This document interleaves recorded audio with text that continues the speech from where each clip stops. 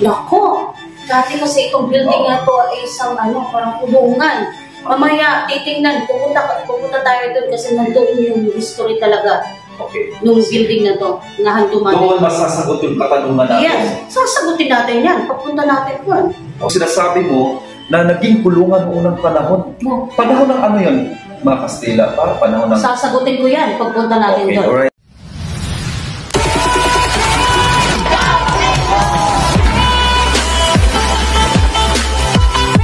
Welcome sa Handumanan, Museo ni Calvayo. Sa hapong ito, dahil alam ko na siya talagang nakakaalam about sa history ng mga nakalagay dito, nakaimbak na mga natawag nilang antique o antigo o ang history mismo ng buong Calvayo na kung saan ang mga kagamitan ay dito nga nakaimbak. Ito ay lumang sulat at mga poem. Meron dito mga dyaryo, mga likha, mga pula. Sir, ito po ay nagmula sa kanino po itong gamit? So, ito na rifle, hindi ka. Calvario City. Sir, you are hereby designated as acting chief of police of the city of Calvario, effective today, and it will be assumed to... na-issue pala ko sa kanya ni Mr. Gomez. Jose Gomez. Ang mga antik na ito ay makikita mismo sa Handumanan na dumaan na ng ilang taon o ilang dekada. Ito ay bulang kristal. Kita dito ang yung may mga martilyo na sinauna. Sapyo. Yan o, sapyo din. Ito naman ay parang lalagyanan siya ng timba. Napaka-old na niya. So, ayan, tagal na nito. Maedad na rin ito. So, hindi lang maano talaga kasi walang nakasulat. May baptismal dress, pambinyag. Alam niyo ba, mga kalatagaw, na meron na tayong 10 bishops.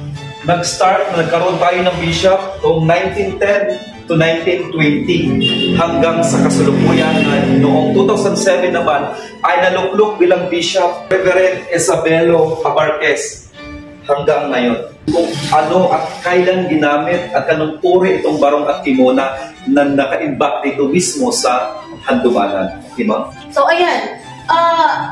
Kung makikita nyo, di ba, may dalawang klaseng barong. Ito at ito. Pero unahin muna natin ito, no? Itong sinasawag na short sleeve barong, okay? Parang modernized version siya. Parang kinabago sa unang panahon, parang kinabago siya. Ano? Okay. This particular barong was used by Mr. Vicente Mangkol, noong 1950s pa ito. So, ano pa kasi Mangkol ka? Oo, syempre, lolo ko na yan. Oo, lolo ng lolo ko. Parang gano'n. 1950s, ayan. So, ito yung sinusuot pag yung mga casual wear lang. Okay. Okay. Ito naman. Ito isa naman ay? Ito din, ito yung popular barong na sinasabi, traditional outfit for formal occasion. Ayan. So, ito yung sinusuot pag mga formal na mga okasyon, Ayan. So, yan. Na-recognize na ito internationally. Ayan. Okay? Ito naman, yung kandongga for kimona. Okay? Ito naman ay isinusuot mga Filipino na babae, depende yun sa status. Ng buhay. Sa status ng buhay, mayaman ka o mahirap, eto talaga yung mga outfit nila noong unang panahon.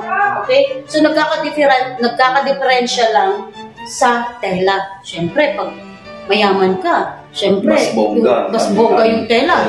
Oo, pero pag, ka lang naman, yung parang... nasa middle class? Yung sa middle class na parang, pwede silang magsuot ng material na parang cotton. Cotton material. Okay? So, ito yung pares nila. Pag isinusuot itong kandongga for kimona. Ayan. Diba? Ito yung yung chinelas. Lumang panahon. Oo. Sandal. Lumang sandal. Yan ang pinapares din sa mga ganyang kimona. Oo.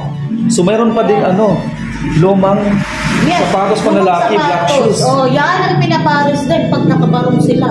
Dati, mga ilang taon na po itong mga kagamitan na kaibang dito, itong isang building na ilang taon na siya? Nako!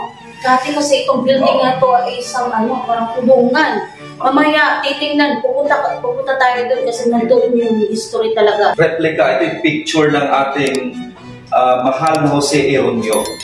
Si Jose Ronyo ay isang Deputy Prime Minister noong panahon pa ng Marcos era. At anak niya si Jose Ronyo na ngayon ay makikilala natin na isang direktor. So at ito naman, si Senyor Ronyo, ang ama, ay naging gobernador din ng Calbayog o ng probinsya ng Samar. Ini siya iskadaan pa, sinauna pang santo. Yes, sinaunang santo yan. Oo. Sinaunang santo pa yan. Oo. So parang kumbaga antique na siya talaga. Panahon ng ano yun, mga Kastila? Parang panahon ng... Sasagutin ko yan pagpunta natin okay, doon. Alright. Ano nangyari? Kailan ito ay tinayo? Ayan. Kung bibisita sa rin dito, no, nakasulat dito, this structure was built in 1887 as a court curtal for the Guardias Civil. Naging barracks. Barracks! Sa Yes, panahon. naging barracks pa rin. Yes, Oo. And then, ito nakalagay nga dito, noong panahon ng Japanese occupation, local prison. Yes. Ano pala yung sinabi mo kanina na naging kulungan. Kulungan ng mga Guardia Civil noong 1987, noong pinayo itong building na. Parang sila yung pinaka-pulis dati. Unang panahon. Yung Guardia Civil. Etong building na to. Ayan, yung itsura niya dati. Hindi, ano na yan? Eto, bago na yan. So, ito yung dati. Oo, kasi may mga pintura na yan eh. Yung sa taas, ginagamit pa rin ba? Kasi nandito sa baba, may sa taas pa. Yes, meron. May mga, ang pagdituloy. May function room, may office. Kasi hindi pa nila nakikita, pwede natin akyatin mo lahat saglit lang. Mga office na naman. Alam mo, register prison, Renton House. Ito na nga. 1961. 1961. The top security Calbayog prison was housed at the first floor of the building. The second floor was the fire department. Pero ngayon, hindi na fire department. Oo. Okay, may function room na doon sa taas at may mga opisina na. Ang nakalagay dito ay may mga pera na sinaunang pera, coins to, maliliit na baul, at saka kwintas. Yan siya, guys. Mga palayok na ano siya, tawag dito, at meron pa ditong sinaunang telepono. Ito siya. Pwede ba natin yung mahawakan? Dandahan. Ito yung sinaunang telepono noon. May sinaunang electric fan. At ang sinaunang bag na parang gawa to sa nito. Lalagyan ng pandikdik, ito nilalagyan ng mga bawang pag nagluluto nung panahon. Mga sinaunang lampara.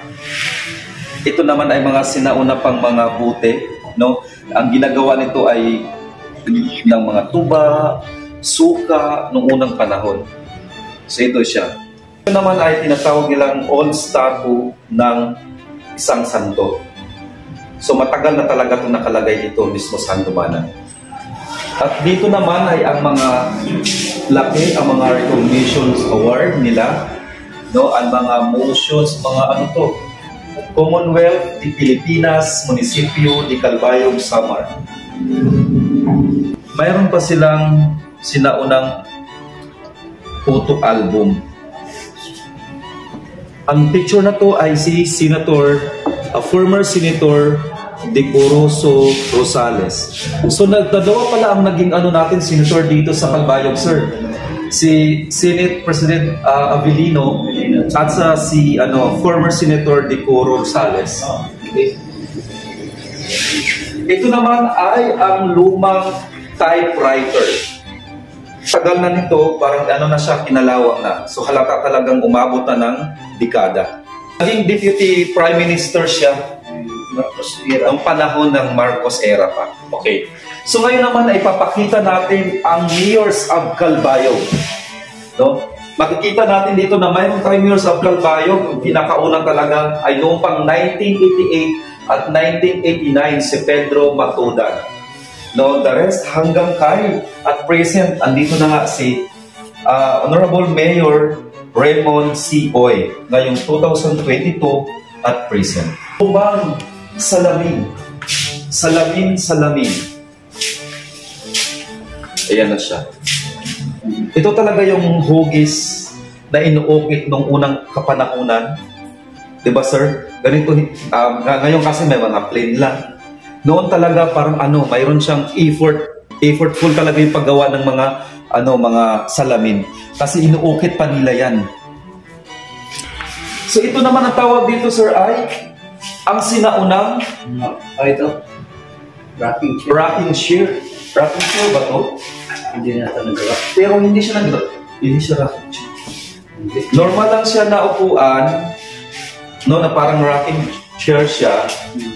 Dumaan doon sa katagalan. Ang ganda ng kahoy. So ngayon ang inyong makikita ay ang dambuhala at naglalakihang lalagyan ng tubig noong unang panahon. Ito ay tinatawag nilang jar. Waray nito ay biso o sa Bisaya, waray biso. So ito yung imbakan ng tubig noong panahon. Hindi pa uso yung ref kasi nga wala pang kuryente. So nilalagay dito yung tubig. Ano pa ng tubig dito? Ang lamig. Hindi na kailangan ng ice. So ito yung old na design na itong biso na tinatawag nila. Memorabilia, no?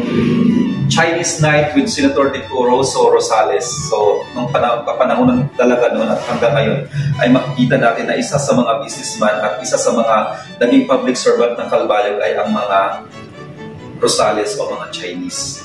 No? Isa sila sa nakatulong din dito sa Calbayog kung bakit naging improve o na-develop itong city ang Calbayog. Okay.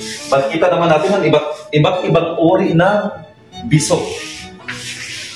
Ito guys, ito ang pinakamatagal na tinatawag nilang baul. Sir, di ba baul to? Ito yung lalagyan ng mga dati na mga damit, imbakan ng mga damit, at minsan ay nilalagyan din ng pera. No? Hindi pa uso nun yung bangko, hindi pa alam kung paano mag-deposit. So ito yung imbakan ng damit at imbakan ng pera noong unang panahon. So ngayon naman ay makikita natin ang isang replika ng isang hero. Local hero ng Calbayog. Ngayon naman ay inyong makikita isang replika ng hero natin na mismo tubong Calbayog. Sa kapanahunan ni Dr. Jose Rizal nung sa digmaan, yung labanan ng mga Kastila at ng mga Pilipino, ay isa siya sa nakipaglaban doon sa tinatawag nilang Tres Martires. No, na unang pinatay sa Luneta si Dr. Jose Rizal, sunod naman sila. Ito ay nagangalang si Alferez Victoy. Grabe guys, no?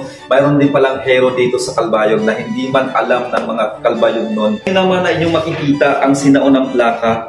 No, ngayon ay sumunod doon sa plaka ay DVD. Ngayon, so sa social media, pwede nang mag-internet, pang-music na lang tayo sa YouTube. Pero nung unang panahon, ito talagang ginagamit nila. So ngayon naman ay ang mga lumang kaset. Ito ang klase ng lumang kaset noong unang panahon na nakaimbak na dito sa Museo de Calbayog.